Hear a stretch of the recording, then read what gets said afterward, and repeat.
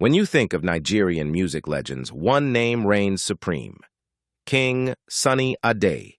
He's the man who took the vibrant sound of Juju music from the streets of Nigeria and made the whole world dance. With a voice as smooth as silk, guitar skills that could tell a story, and a stage presence that was pure electricity, he became one of Africa's most iconic musical exports and a true cultural ambassador. But who is the man behind the crown? Born Sunday Adé on September 22, 1946, in Osogbo, Nigeria, King Sunny Adé, or KSA as he's affectionately known, actually comes from a royal Yoruba family. This royal lineage inspired the king in his name, but his real coronation happened on the stage through the power of music. From a very young age, he was captivated by rhythm and melody. You could find him joining local bands as a teenager, soaking up the sounds of traditional Yoruba drumming, the mesmerizing talking drums, and of course the guitar. He wasn't just learning to play, he was absorbing the very soul of his culture. In the 1960s, KSA began his professional journey with a band called Moses Olaya's Federal Rhythm Dandies. They were one of Nigeria's top highlife bands at the time, and it was a fantastic place to start. But KSA had a vision that was much bigger. He dreamt of taking Juju music, a genre deeply rooted in Yoruba tradition, and transforming it into a sound that could cross any border and get anyone, anywhere, on their feet.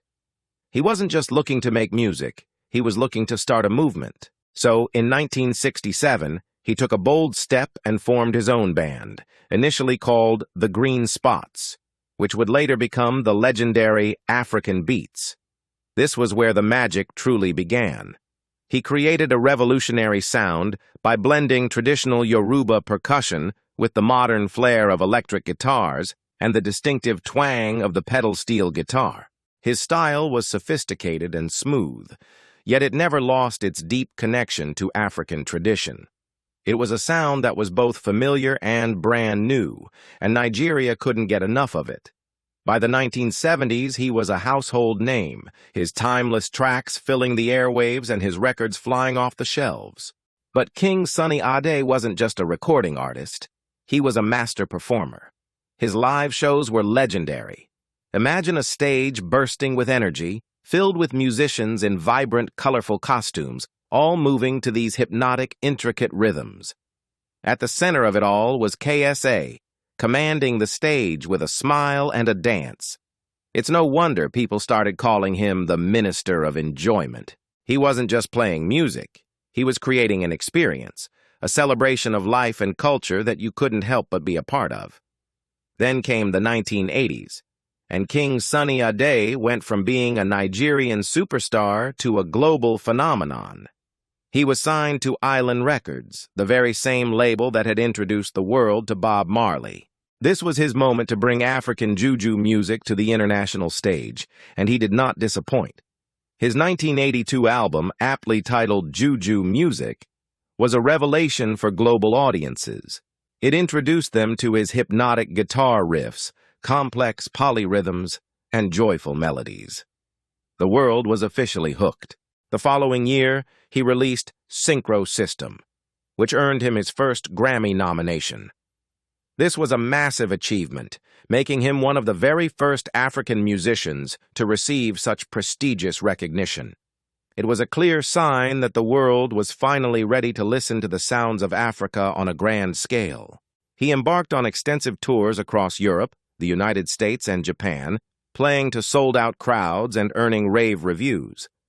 He wasn't just a musician on tour, he was a cultural ambassador, sharing the richness and beauty of Yoruba culture with every note he played. King Sunny Adé is more than just a musician. He's a living legend, a true institution. His influence is immeasurable. He has inspired generations of artists, both at home and abroad. In Nigeria, you can hear his influence in the music of modern superstars like Wizkid, Burna Boy, and Davido. They grew up listening to his sound, and it's woven into the fabric of contemporary Afrobeats. But his reach extends far beyond Africa. International musicians have studied his intricate guitar work and his revolutionary rhythmic arrangements for decades. He opened a door for African artists and showed the world the incredible depth and diversity of the continent is music. With a career spanning over 5 decades, dozens of albums, and countless hit songs, King Sunny Adé has remained an enduring icon of African music. Even today, his performances are celebrated for their timeless energy, their infectious joy, and their deep sense of cultural pride. He's a testament to the power of staying true to your roots while innovating and reaching for the stars. From the royal courts of Osogbo to the world's biggest stages, King Sunny Adé has carved his name into the annals of music history as the undisputed king and pioneer of Juju music. His story is one of royalty, rhythm, and resilience. It's a powerful reminder that African music is a universal language, a treasure that belongs to the entire world. His legacy isn't just in the records he sold or the awards he won. It's in the joy he spread, the culture he shared, and the countless musicians he inspired to follow in his footsteps.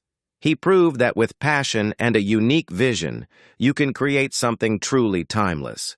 If you're fascinated by the incredible stories of African music legends like King Sunny Adé, and you want to discover more about the artists who shaped the global soundscape, then you're in the right place.